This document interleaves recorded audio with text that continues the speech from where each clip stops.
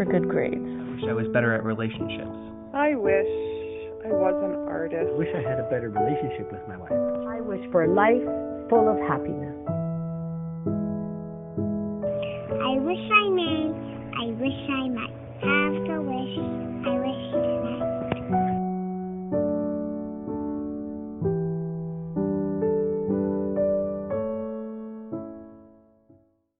Hi there. Happy Monday. I hope you had a great weekend. Welcome to Beyond Wishful Thinking with your host, Sherry. Don't forget, below you'll find the link to my free energy guide. My free energy guide is something I've put together so that you can have a sense of what it's like to use a life coach, what I would do on a first call with you to help you decide where you would like to move forward.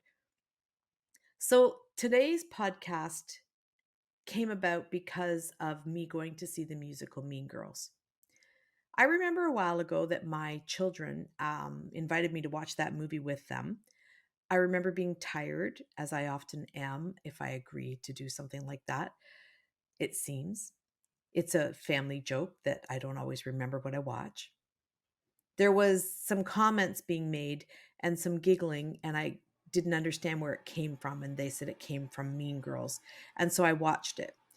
Then we fast forward and there's a musical, and I decide it would be interesting to see how they make a musical from a movie like that. It was very well done. I really enjoyed the musical. I felt, though, that it was sad that it seems we haven't changed. We all can talk about bullying in school. We all seem to see that women and men have disparities amongst them. And it's made me reflect about why that happens. Why is it that we find it so difficult to teach each other about what we need for each other? And why does it seem that it's okay to laugh about it? Don't get me wrong. I understand that humor is good, and someone decided to make a comedy from the original book. And that was what I spent some time working on today. So the book came from Queen Bees and Wannabes by Rosalind. Sorry, I had my Wiseman.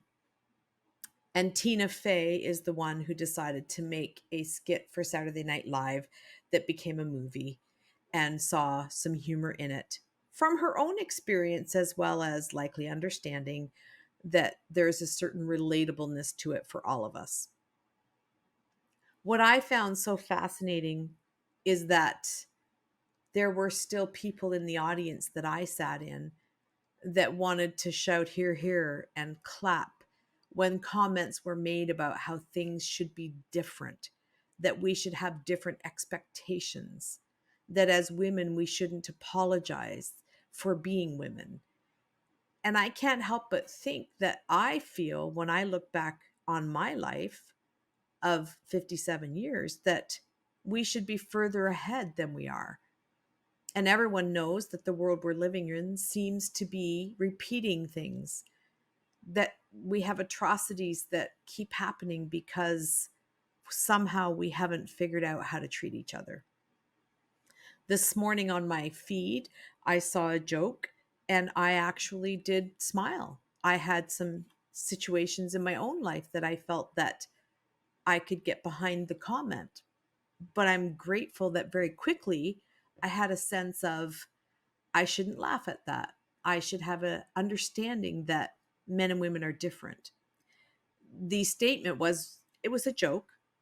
Women spend more time wondering what men are thinking than men spend actually thinking. And I wanted to comment, but I find that I get myself in trouble when I offer opinions about thinking differently. And maybe that's partially where our world won't change, because it takes work to change. It takes assessing our own selves. It takes healing our own selves to be able to move forward and accept that we could be different. So I decided to use my podcast today and talk about these things.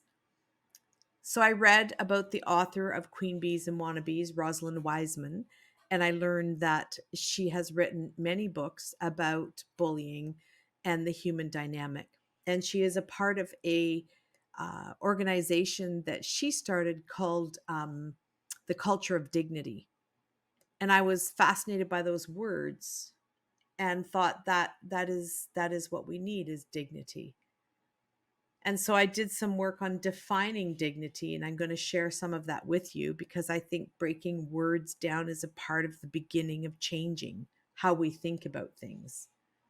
So I'm just going to take a second and pull that over here. So the question is dignity and respect the same? It may look like the same thing, treating the person with respect versus treating the person with dignity. But it is an important distinction. Respect acknowledges the behavior, while dignity teaches the importance of civility and humanity. The same concept can be applied to a peer situation. What is the real meaning of dignity? It's the quality or state of being worthy, honored, or esteemed. So, respect, it seems, would be that our actions can command or demand respect. People can learn to see us in a way because of our actions. But dignity is simple human civility, treating someone in a way that we would believe all people should be treated. And so when we think about bullying and children and how we teach dignity, we see a lot of quotes right now about you are worthy just because you are. We want to believe that. I want to believe that. But in order to believe that and to instill that belief, we have to teach people that all opinions matter. We don't have to agree, but we can have good discussions and good communication. And it's an unfortunate world where people who aren't the norm, people who feel differently or think differently, have to spend time expressing that they also are entitled to those feelings. Social media has made it that we compete. We feel like we need to be like everyone else. There's a sense that we need to have sameness. And if we're looking past the facade, past the cover of the book into the content, then we shouldn't need to be the same. We should be able to want to understand what differences we each have and how can that benefit us. So I came across another article this afternoon when I was looking at all of this, and it's the varieties of dignity. The general concept of dignity is introduced and characterized as a position on a value scale, and it is further specified through its relations to the notions of right, respect, and self-respect. So we all believe we have rights, but yet we've become a world where everybody's rights are more important than our neighbor's rights. And the minute we do that, it doesn't make sense anymore. And in order for you to have your rights and I have my rights, there needs to be communication. There needs to be questioning of what can I do to have what I need and allow you to have what you need.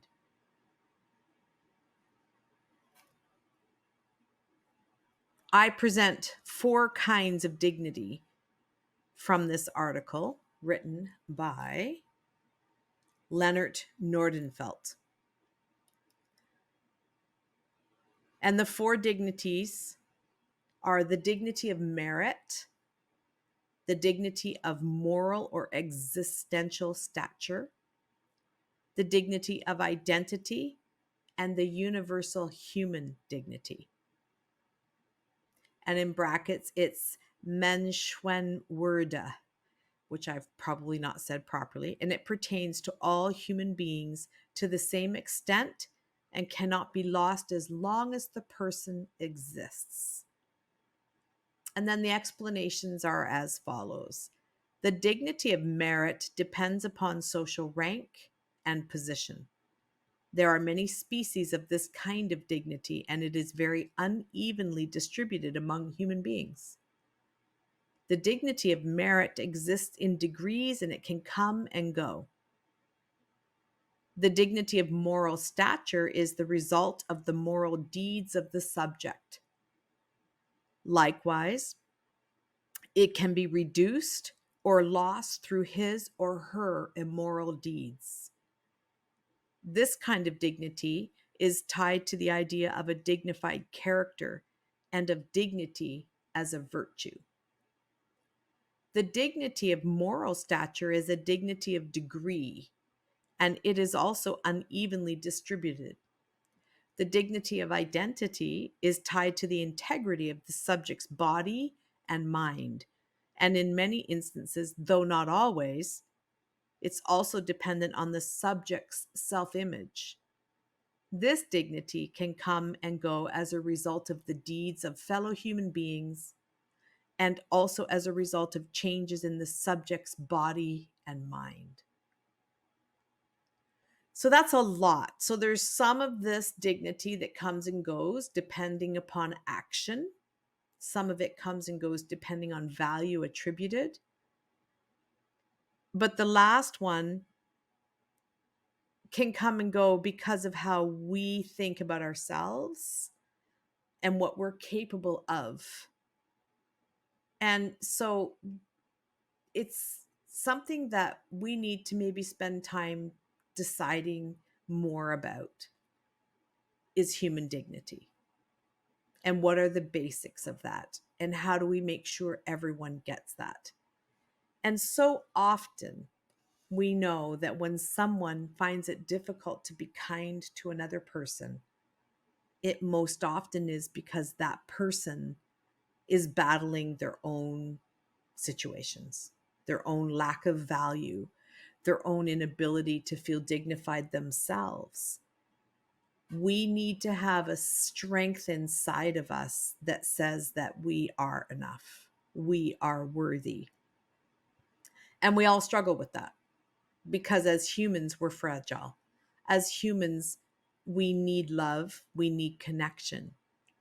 And if we don't have that, then we will look for it. And we will maybe accept connection that isn't healthy because it's something that we need. And so when we have children that we're responsible for, whether that's because we brought them into the world, or because we are a teacher, or because we are a mentor or a boss or a pastor, or any such title that we would have words that could be said and values that could be attributed, it is very important for us to understand that it can't be about our own lack of strength in believing in our own selves, that we have to do our very best to uplift and to imagine how to strengthen our fellow human being. And we all have differing strengths. So in the musical Mean Girls, the character Karen, who would appear to be not as smart as the other girls, she had a street smart that was very accurate. And so she does have value and did understand things.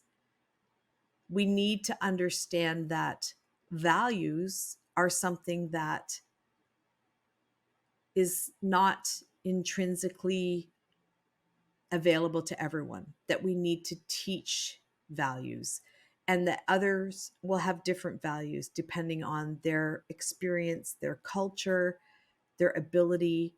And so we need to accept that the basic beginning for all people would be the dignity of being human and what that means for each person. And I think that, I guess, on some level comes under the three basic of food, clothing, shelter. But there isn't connection involved in that necessarily. And that's what leaves people feeling less than. I was saddened that a play can be that, I think it's 18 years since that book came out, 2002, I believe. And we can still relate to it. We can still know people who have had those experiences. I remember when my child was in grade 2, my girl, she came home and said that someone had said that her clothes were not good enough. I could show you pictures of my child, and I think you would understand that she was well cared for. We couldn't afford brand names. We lived in the country. We didn't go to stores every time we turned around. But she was current and she was fine, but she didn't feel like she was. And then I start to look at myself and wonder, well, am I making a mistake? But we need to look deeper. We need to understand that why is that what we're going to assess people by, those labels and titles. So I leave with you the question of, should we laugh at these things? Laughing heals on some level.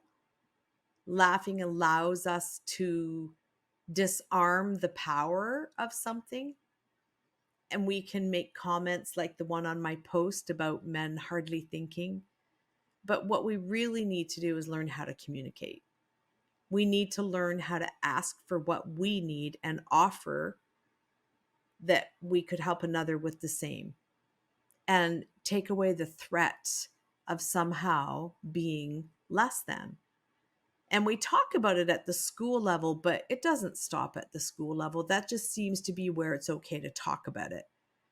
When we think of our political functions, our adult standings, we see inequality in human beings.